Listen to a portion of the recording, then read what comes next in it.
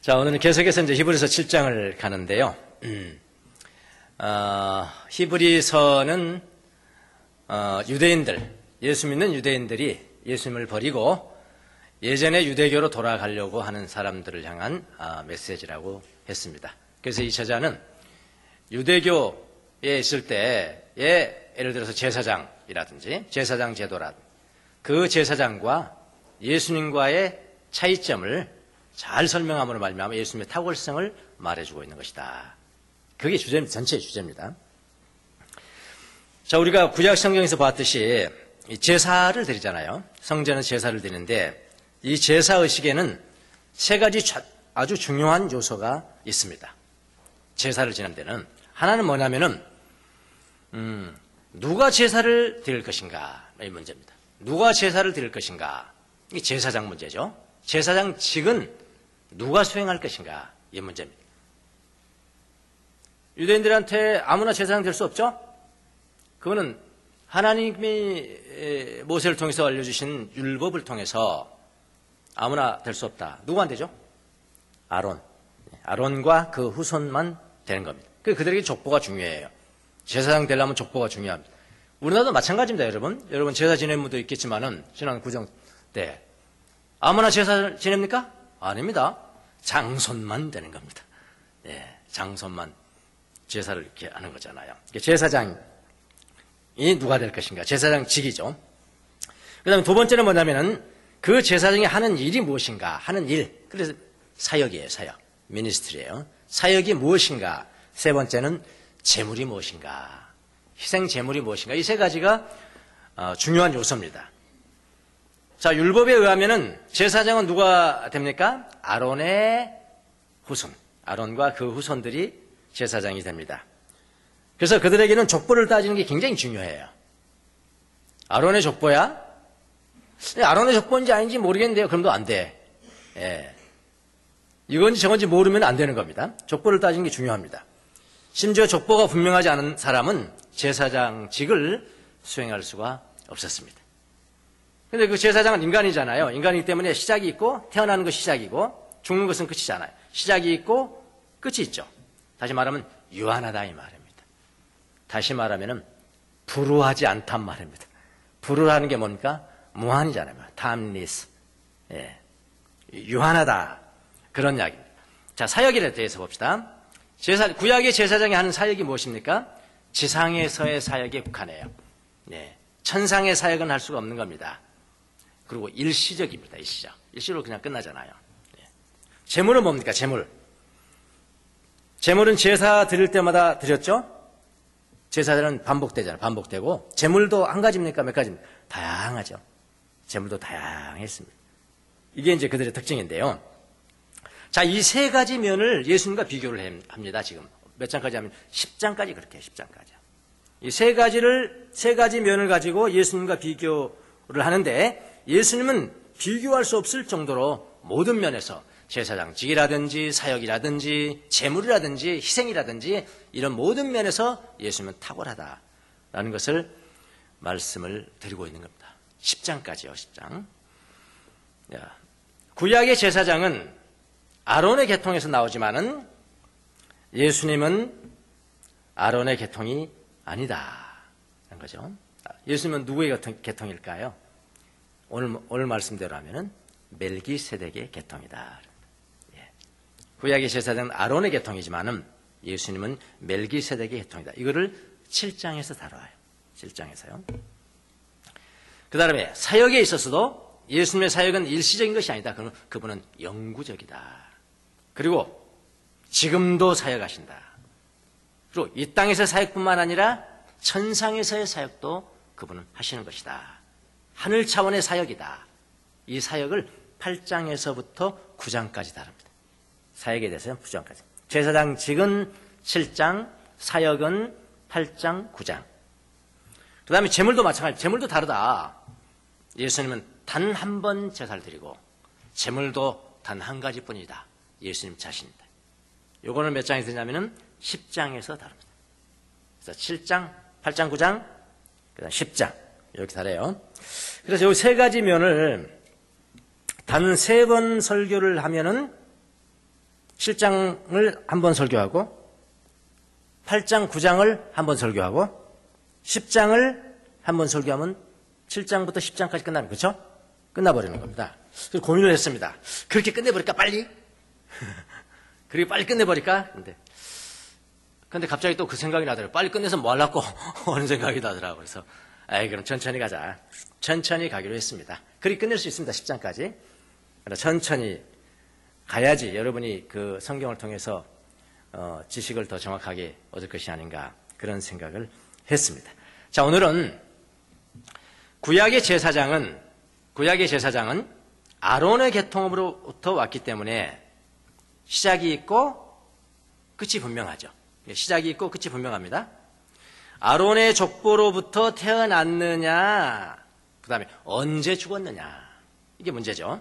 그러니까 시작과 끝이 분명합니다. 만약에요, 시작이 분명하지 않으면 제사장으로 임명될 수가 없었어요. 시작이 분명하지 않으면, 다시 말하면 족보가 분명하지 않으면 제사장직을 못했습니다. 이걸 성경이 분명히 말해주고 있는데 그 당시에 이스라엘 백성들의 그 관습을 말해주고 있는데요. 느헤미야서 7장을 보면은 느헤미야서 7장 63절에서 65절을 보면 느헤미야서는 뭐냐면 이제 바벨론 포로 이후에 돌아와서 어떻게 성전을 재건하고 누가 제사장이 될 것인가 이런 혼란기였습니다. 그러니까 제사장도 새로 세워야 되는 거거든요. 이랬습니다. 어떤 사람들을 정해놓고 이 사람들을 제사장으로 세울 것인가 안 할 것인가의 토론이 일어났습니다. 유대인들끼리. 이렇게 나와 있네요. 족보를 뒤져보았지만은 그들은 그 조상이 확인되지 않았으므로 제사장 직분을 맡기에는 적합하지 않다고 생각해서 그 직분을 맡지 못하게 하였다. 그러니까 어느 정도인지 아시겠죠? 족보가 분명하지 않으면 제사장도 안 되는 겁니다. 그러나 예수님은 아론의 족보가 아니고 누구의 족보요? 멜기세덱의 반열에서부터 오신 제사장이시래요. 예수님은요. 근데 이 유대인들이 멜기세덱을 잘 알까요? 잘 압니다. 유대인들도 잘 알고 있는 이 멜기세덱에 대해서 다시 한번 언급을 합니다. 히브리 저자가 언급함으로 말미암아 아론의 제사장직과 예수님의 제사장직을 비교를 합니다. 왜 잘 아냐면요. 멜기세덱이라는 용어가 구약의 아주 중요한 부분 두 군데에서 나오는 겁니다. 하나는 창세기에 나오는 거고요. 또 하나는 시편에서 나오는 것이고요. 창세기가 중요하다는 건 여러분 아시죠? 시편도 창세기 못지않게 중요합니다. 유대인들에게. 예수님께서 많은 말씀을 구약에서 인용을 하셨는데 가장 많이 인용한 말씀이 어디에 있습니까? 시편에 있습니다. 그래서 시편이 중요합니다. 그래서 우리가 이제 훈련할 때 시편으로 드리는 기도는 배우잖아요. 시편이 그렇게 중요합니다. 그래서요. 자, 창세기 14장을 보면은 아브라함이 전쟁에 승리를 하고 완전 승리를 하고 전리품을 가지고 돌아오는 길에 멜기세덱이라는 인물이 나타납니다. 아브라함에게요. 아브라함이 나타나서 성경에는 뭐라고 그러냐면은 그는 가장 높으신 하나님의 제사장이라 이렇게 말을 했습니다. 멜기세덱은 가장 높으신 하나님의 제사장이다 라고 이야기를 합니다. 여기에서 한번 다뤄주고요. 그 다음에 시편 110편 4편에서 뭐라고 하냐면은 주님께서 맹세하시기를 아론은 법에 의해서 됐지만은 예수님 제사장직은 그는 맹세였을 겁니다. 하나님의 맹세. 뭐라고 하냐면 주님께서 맹세하시기를 너는 멜기세덱을 따른 영원한 제사장이다 하였으니 그 뜻을 바꾸지 않으실 것이다. 이렇게 두 번 거쳐서 나옵니다. 그럼 유대인들이 잘 알까요? 너무나 잘 알고 있죠. 그걸 지금 환기시키는 겁니다. 오늘은 이 멜기세덱이 누구인지를 살펴볼 겁니다. 그래서 천천히 가는 거니까요. 멜기세덱이 누구인지를 살펴보고 그 다음에 멜기세덱은 아론보다 어떤 점에서 탁월한지를 계속 살펴볼 건데 그건 다음 시간에 이어질 것 같습니다. 멜기세덱이 누구인가? 여러분도 들어보셨죠? 멜기세덱 누구인가? 멜기세덱은 결론적으로 말하면 예수님이십니다. 예수님이 그때도 오셨나요? 그렇게 오신 점이 구약이 또 있습니다, 여러분. 어디에 있을까요? 다니엘이 풀무불에 들어갔을 때 그때도 나타나셨죠, 예수님? 2000년에 오시기 전에도 구약성경에 가끔 그렇게 하셨다 이 말입니다. 자, 멜기세덱은 이중직, 예수님과 똑같습니다. 이중직을 가지고 있는데요. 성경의 표현에 가면은 멜기세덱은 의의 왕이었다. 멜렉이 왕이거든요. 그러니까 체덱은 정의거든요. 정의의 왕, 의의 왕이고 그 다음에 평강의 왕이라는 뜻이다. 성경에서 그렇게 하겠어요. 샬렘 왕이라는 뜻이다. 그런데 그분이 바로 하나님의 제사장이다 라고 했습니다. 그러니까 멜기세덱은 왕도 되고 제사장도 되는 겁니다. 그런데 아론의 계통에서 오는 제사장은요, 왕은 될 수 없어요. 이중직은 안 됩니다. 이런 점이 별 차이가 있죠. 예. 그런데 멜기세덱은 왕인과 동시에 제사장이다 라는 것. 유대교에 의하면은 왕과 제사장직을 동시에 수행할 수는 없습니다. 그러나 멜기세덱은 왕임과 동시에 제사장이었다. 우리 예수님을 뭐라고 그럽니까? 왕 중에 왕 그러잖아요. 왕 중에 왕 다스리소서. 또 그분은 대제사장입니다. 예수님은 왕임과 동시에 또 제사장이잖아요. 자, 이 멜기세덱이 전쟁에 이기고 돌아오는 아브라함에게 나타났습니다. 아브라함에게 나타났고, 그리고 아브라함은 그 멜기세덱을 알아봤습니다. 그리고 멜기세덱은 자기를 알아보는 이 아브라함을 향해서 축복을 합니다. 아브라함을 축복을 합니다. 유대인의 조상인 아브라함은 그분을 높이며 경배하고 절하고 그 다음에 뭐를 하냐면 전리품 중에 10분의 1을 멜기세덱에게 바칩니다. 멜기세덱은 아브라함보다 높은 분이셨어요. 축복을 주는 분이 높은가요? 축복을 받는 분이 높은가요? 축복을 주는 분입니다. 자, 아브라함이 멜기세덱을 알아보고 경배한 것이었습니다. 그런데 잘 한번 생각해 보세요.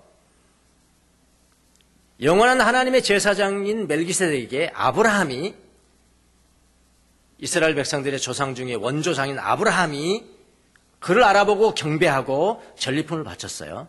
그럼 그때 이 아론 계통에서 오는 이 제사장들은 훨씬 이후의 후손들이잖아요. 그렇죠? 이 후손들은 어디에 있었는가?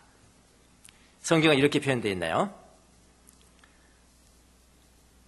아론은 아브라함의 훨씬 이후의 후손에 불과합니다. 구약의 모든 제사장들은 아브라함의 후손일 뿐입니다.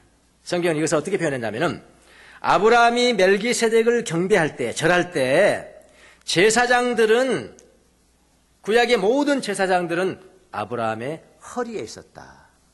허리에 있었다. 라고 표현을 합니다. 성경은. 이게 무슨 말인가? 아브라함의 허리에 있었다. 이게 뭔 말입니까? 어떻게 허리에 있습니까? 후손들이. 근데 여러분 산부인과 의사들한테 가서 물어보면 잘 압니다. 예.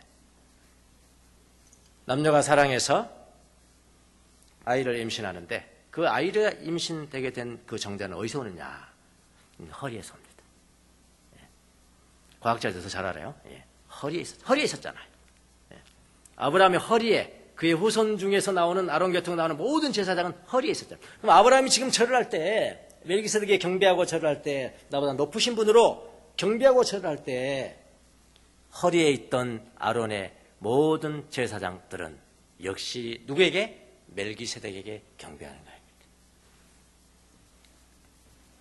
멜기세덱을 경배를 했습니다. 이런 이야기입니다. 자, 이 멜기세덱은 두 번째 특징은 유대인이 아닙니다. 무슨 말 하시는 거예요? 유대인 아닙니다. 자, 유대인은 아브라함과 이삭과 야곱의 후손들이잖아요. 그렇죠? 아브라함과 이삭과 야곱의 후손입니다. 그런데 멜기세덱은 그들 가운데 있는 사람이 아니에요. 그러니까 그들이 보기에는, 유대인들이 보기에는 사실은 이건 이방인입니다. 어떻게 보면 유대인과 그 이외의 선민과 그 위에 이방인 둘로 가른다면은 멜기세덱은 이방인이란 말입니다. 유대 제사장들은 유대인들을 축복하지만, 선민들을 축복하지만, 이방인격인 멜기세덱은 유대인뿐만 아니라 모든 이방인들을 위한 제사장이라 이런 말이에요. 이게 특징이에요. 그리고 멜기세덱은 뭐냐면은 성경대로 말하면 아버지가 없대요. 멜기세덱은 아버지가 없고 어머니도 없고 족보도 없다. 족보도 없다. 생애의 시작도 없고 생명의 끝도 없다. 이게 사람입니까? 사람 아니죠? 이 사람 아닙니다. 이건. 예. 자, 아론의 계통에서 나오는 모든 제사장은 아버지가 있잖아요. 그게 족보가 있는 거예요. 아버지가 있고 어머니가 있고 그래서 족보가 있고 생의 시작이 있고 생의 끝이 있습니다. 그러나 멜기세덱은 아버지도 없고 어머니도 없고 족보도 없고 어디에서 시작하였는지 어디서 탄생하였는지 어디에서 끝났는지가 없습니다. 멜기세덱에 관해서는 그 어떤 기록도 없습니다. 그런데 성경은 뭐라고 그러냐면 멜기세덱은 하나님의 제사장이라고 기록을 하였습니다. 멜기세덱은 마지막 절에 보니까 중간 그는 하나님의 아들과 똑같아서 그렇게 하겠습니다. 멜기세덱은 하나님의 제사장이라고 기록했고 멜기세덱은 하나님의 아들과 똑같다. 그래서 영원히 하나님의 제사장으로 남아있다. 이렇게 합니다. 이걸 뭐라고 하냐면 멜기세덱을 그래서 로고스라고 그래요. 로고스. 태초에 로고스가 계시니라. 그렇죠? 태초에 말씀이 계시니라. 로고스가 계시니라. 멜기세덱은 뭐라고요? 로고스라고. 로고스. 멜기세덱은 그 말씀인 겁니다. 예수님은 그 말씀이 육신이 되어 오신 분이에요. 멜기세덱은 바로 예수님이십니다. 예수님은 태어나셨지만 사실은 그분은 태어나기 전에도 계신 분이에요. 그러니까 예수님이 태어났다는 것은 그는 올바른 표현이 아닙니다. 예수님이 오셨다고 그래야죠. 예수님이 자신을 핍박하는 바리새인들을 향해서 이렇게 이야기를 했습니다. 왜 나를 핍박하냐? 왜 나를 핍박하느냐? 너희 조상 아브라함은 나에게 이렇게 대하지 않았다. 너희 조상 아브라함은 나에게 이렇게 대하지 않았다. 아브라함은 정말 경배했잖아요. 전리품을 드렸죠. 너희 조상 아브라함은 나에게 이렇게 대하지 않았다. 바리새인들이 완전히 가버린 겁니다. 네가 도대체 몇 살인데 우리 조상이 언제 사람인데 너가 30밖에 안 되는 놈이 우리 조상을 봤다니 완전히 돌아버린 겁니다. 예수님이 말했습니다. 이렇게 말을 했습니다. 나는 아브라함 이전부터 있었다. 유대인들이 보기에는 이거는 미친 사람인 겁니다. 나는 아브라함 이전부터 나는 있었다. 그래서 유대인들이 돌로 치려고 했죠. 그 말 듣고요. 그렇게 얘기했잖아요. 예. 그분은 오신 분이에요. 멜기세덱은 말씀인 겁니다. 로고스예요. 오신 겁니다. 여러분이 아시다시피 예수님은 육신으로 보면은 유다 시파로부터 탄생했습니다. 육신으로 그렇게 됐습니다. 그래서 예수님의 아버지는 요셉이고 예수님의 어머니는 마리아입니다. 그러나 더 본질적으로 영적으로 볼 때 그분은 아버지고 없고 어머니도 없고 그래서 성령으로 잉태했고 그런 분이잖아요. 그 예수님이 이런 말, 왜 그런 말을 하는지 여러분 이해가 좀 되시겠습니까? 뭐라고 하냐면 제자들이 그랬습니다. 제자들이 밖에서 예수님한테 어머니 오셨어요. 어머니 오셨습니다. 형님, 형제들 또 오셨는데요. 그렇게 이야기하니까 예수님이 제자들에게 말했습니다. 누가 내 부모냐? 누가 내 부모이고 누가 내 형제들이냐? 하나님의 뜻대로 하는 사람들이 내 부모고 내 형제들이다. 어떻게 보면 참 불효잖아요. 불효 같잖아요. 예수님의 그 마음을 아시겠죠? 그분은 본질적으로는 아버지가 없어요. 멜기세덱과 똑같습니다. 어머니도 없어요. 그분은 족보가 없습니다. 시작도 없고요. 끝도 없고요. 그분은 영원히 존재하는 제사장입니다. 영원히 존재하는 제사장. 이것을 뭐라고 하냐? 불후의 제사장이라. 불후의 명곡이 아니라 불후의 제사장이라. 그렇게 부르는 겁니다. 여러분, 이 불후의 제사장이라는 것은 여러분과 제가 그분을, 예수님을 모를 때도 그분은 우리의 제사장이었어요. 그 유대인만이 제사장이 아니라니까요. 우리가 예수님을 모를 때도 우리의 제사장이었습니다. 그분은 저를 위해서 간구했을 것을 저는 믿습니다. 그분의 간구 때문에 저도 그분 앞에 나왔고 여러분도 그분 앞에 나왔고 우리의 힘으로 우리가 주님 앞에 나온 것이 아닙니다. 여러분. 우리가 그분을 알고 난 이후에도 그분은 우리의 제사장이요. 지금도 제사장이시고 영원한 제사장으로 계시는 겁니다. 여러분, 제사장은 축복권을 가지고 계세요. 축복. 제사장은 축복하라. 그 앞에 나오기만 하면 축복을 하는 겁니다. 축복권을 가지고. 그분은 우리가 어디에 있든지 우리를 대면하기를 원하세요. 그리고 축복하기를 원하십니다. 그럼 우리의 일은 뭐냐? 그분 앞에 엎드리는 것뿐이에요. 우리가 굉장한 일을 하는 것 같죠? 굉장한 일을 했다면 그건 우리의 일이 아니고요. 그건 주님의 일이에요. 우리 일은 뭐냐면 단지 믿음으로 그분 앞에 엎드리는 것뿐이에요. 모든 훈련은 거기에 맞춰져 있어야 되는 겁니다. 교부들이 가르치는 7가지 중요한 육체적 훈련이 있습니다. 육체적 훈련이라고 했어요. 육체적 훈련. 이분은 주로 이제 지성의 훈련을 많이 하잖아요. 이분들은 육체적 훈련을 많이 했어요. 예. 이 육체적 훈련 7가지를 다 보면요. 정말 다양하지만은 오직 하나입니다. 결국 보면은. 이게 뭐냐면은 오직 주님 앞에 보복하는 거예요. 주님 앞에 무릎 꿇는 겁니다. 주님 앞에 무릎 꿇고 영원한 제사장은 축복하고. 그게 전부입니다. 간단히 한번 봐볼까요? 첫 번째 훈련이, 가장 중요한 첫 번째 훈련이 뭐야? 이게 정적 훈련이라고 했어요. 정적은 뭐죠? 고요함이죠, 정적. 헬라어는 헤스키야. 고요함. 내면의 고요를 헤스키야라고 그래. 근심, 걱정에서부터 자유로워. 분심이 없어요. 주님 앞에 남아있는, 제사장 앞에 엎드려 있는 상태잖아요, 마음이요. 예. 내면의 고요뿐만 아니라 외적인 고요도 중요하다. 그래서 육체적 훈련인 겁니다. 외적으로도 홀로 고요하게 생활하는 것, 홀로 고요하게 남아있는 것들을 굉장히 중요한 훈련으로 봤습니다. 근데 우리나라 문화 가운데서는요, 혼자 가만히 앉아있으면 이거는 좀 중요하지 않는 사람. 맞죠? 중요하지 않는 사람으로 알아요.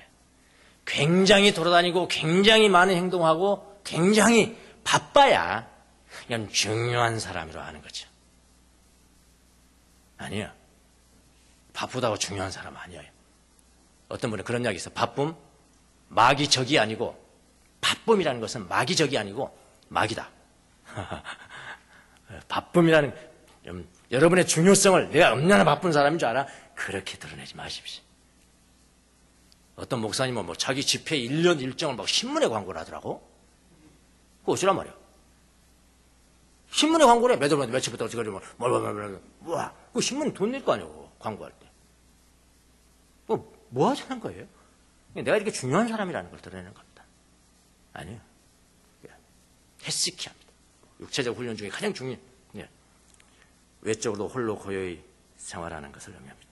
세상의 염려와 분심에서 벗어나서 오직 하나님의 뜻을 행하며 내가 죽을 때 혹시 내가 정죄를 받지 않도록 영혼을 미리미리 준비하는 것입니다. 주님 앞에 고요히 머무르는 훈련. 아주 중요한 훈련으로 꼽았습니다. 저도 한때는 그렇게 생각했어요. 엄청나게 바쁘게 다녀야 중요한 사람인 줄 알았어요. 중요한 사람이 아니더라고요. 두 번째는 적당한 금식입니다. 여러분이 다 할 수 있는 겁니다, 이거. 왜냐하면 지적인 훈련이 아니거든요. 육체적 훈련이기 때문에 너무너무 쉬워요. 당장 할 수 있어요, 여러분요. 예. 적당한 금식. 지나친 금식도 이건 마귀입니다. 적당한 금식. 그래서 교부들이 가장 중요시 여겼던 것은요, 한꺼번에 40일 금식, 무슨, 그렇게, 그걸 추천하지 않았습니다.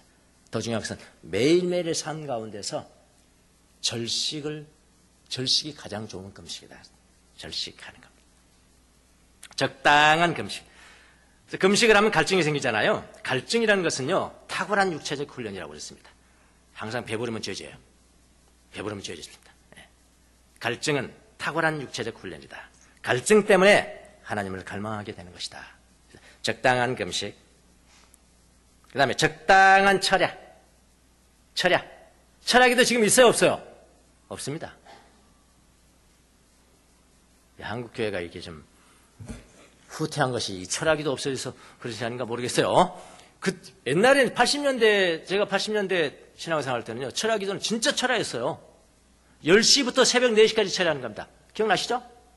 10시부터 새벽 4시까지 철야하고요. 그 다음에 30분 준비하고 4시 반이나 혹은 5시부터 새벽 예배 드립니다. 새벽 예배 끝나고 집에 가요. 그러면 육체는 더욱 허물허물합니다. 그런데 중요한 것은 뭐냐면 내 육체가 내 영혼에게 고분고분해져. 아시겠습니까? 이 철에 아주 중요시 여겼습니다. 이렇게 이야기했습니다. 밤에 반은 자고 반은 시편을 낭송하고 기도하고 회개한다. 육신이 영혼에게, 그렇게 되면은 육신이 영혼에게 고분고분하게 된다. 그때 올바른 행동이 나오는 것이다. 그렇게 얘기했어요. 지금 이해합니다. 왜 철학 기도 없어져 버렸지? 그런 생각이. 여러분 철학 기도 없고요. 심야 기도. 해주는 거예요. 한번 해주는 거예요. 차라리 그렇게 하면 때려쳐버립니다. 하려면 철학 진짜 하고. 적당한 철학. 아주 중요한 육체적 훈련으로 봤습니다. 그 다음에 네 번째 육체적 훈련은 뭐냐면요. 사람이 엎드리는 겁니다. 부복한다 할까? 완전히 손을 뻗쳐서 대자로 아주 엎드려서 시편을 낭송하고 엎드려 기도한다. 이것이 능력이 있대요. 이때 원수 마귀가 도망가고 천사의 도움을 받을 것이다. 그랬거든요. 우리 개신교에서 이거 안 하잖아요. 엎드려 하는 거 안 하거든요. 여러분 그 캐톨릭 신부님들 그 서품할 때 이거 의식입니다. 필수적인 의식입니다. 하나님 앞에 가장 낮은 자세죠. 가장 낮은 자세로 이렇게 경배를 표하는, 완전히 엎드려서 하는 거예요. 멋있어요. 우리 목사님들도 안수할 때 그런 거 했으면 좋겠지만요. 개신교 목사 안수식은요. 저도 안수위원입니다. 우리 교단 안수위원인데 갈 때마다 왜 저렇게 하나? 왜 저렇게 하나? 안수 받는 사람 한 5명이라 하면은 안수위원들은 한 30명 돼도 30명 되는 것 같아요. 안수위원 30명 뭐 필요 있습니까? 그거? 또 오는 사람 다 거마비 줘 30만 원 줘야 되잖아요. 그럼 그게 다 안수 받는 사람들이 되는 거 아니에요? 그거 왜 그렇게 하냐면 그다음에 안수 받는 사람들이 주인공이잖아요. 이 사람들이 어떻게 하나님을 더 경배하고 하는 그런 걸 좀 생각을 좀 했으면 좋겠는데 너무 그렇다고 내가 말한다고 그래서 뭐 고칠 수 있는 지위에 있는 것도 아니고 하루는 저한테 총회장 하라고 하더라고. 주 목사님 총회장 하면 어떻겠습니까? 나는 뭐 정치가 사는 또 아니잖아요. 고치려면 해야 되는데 진짜. 그걸 뭐 계획하려면 너무나 천편일률적이에요. 그걸 좀 생각하고 했으면 좋겠는데. 어쨌든 엎드려 시편을 낭송하고 기도하고 할 때 원수 마귀가 도망가고 천사가 돕는다. 그렇습니다. 해보십시오. 아무도 뭐 홀로 있을 때 그렇게 기도하고 전사하며 해보십시오. 당장 할 수 있습니다. 5번째, 영적인 기도를 하라. 모든 생각으로부터 해방되고 모든 근심으로부터 해방된 지성이 드리는 기도. 가장 좋은 기도가 뭐라고 했습니까? 예수 기도입니다. 예수 기도. 주 예수여 나를 불쌍히 여기소서. 생각을 초월하는 거거든요. 그렇게 줬습니다. 주님 앞에서의 기도입니다. 그들도 아주 중요시 여기겠습니다. 영적인 기도. 6번째, 이상한 교리나 이단 교리에 관심 두지 말라. 해 아래 새 것은 없다. 이상한 거 자기만 아는 거 배웠다고 뭐 잘하는 사람 있잖아요. 그것 쓸데없다. 이상한 교리나 이단 교리에 관심을 두지 않고 오히려 교부들의 삶, 교부들의 글, 교부들의 전기를 읽는 독서를 하라. 그래서 악한 생각들을 극복하고 덕을 세우는 방법을 체득해서 소유하라. 그냥 말씀을 듣는 것과 이 말씀이 내 것이 된 것이 다르거든요. 경험과 체험으로 나오는 것이거든요. 설교를 듣는 것은 우리가 실천해서 경험으로 그 말씀을 소유한 것과는 다릅니다. 근데 많은 사람들이 오해를 하죠. 착각을 하는 겁니다. 설교 한 편, 잘된 설교 한 편 듣고요. 그러면 마치 그게 자기 소유가 된 것처럼 아니에요. 그건 전혀 다르다는 겁니다. 말씀을 실천해서 경험으로 그것을 소유한 것과 단지 설교를 전달해 듣는 것과는 차이가 있습니다. 이런 훈련을 했다고요. 7번째는 경험이 많은 영성 지도자들에게 질문하는 것을 게을리하면 안 된다는 거예요. 모든 것들이요. 방법은 다양하지만 뭡니까? 하나로 말한다면 지금도 우리의 제사장이신 멜기세덱의 반열에서 나오신 예수 그리스도. 아버지도 없고 어머니도 없고 족보도 없고 시작도 없고 끝이 없고 영원 전부도 계시고 영원히 앞으로 계실 하나님의 제사장이신 예수 그리스도 앞에 나와 굴복하는 훈련이었습니다. 여러분의 삶 가운데 예수님께서, 불의의 제사장이신 예수님께서 여러분을 축복해 주시기를 예수님의 이름으로 축원합니다. 기도하겠습니다.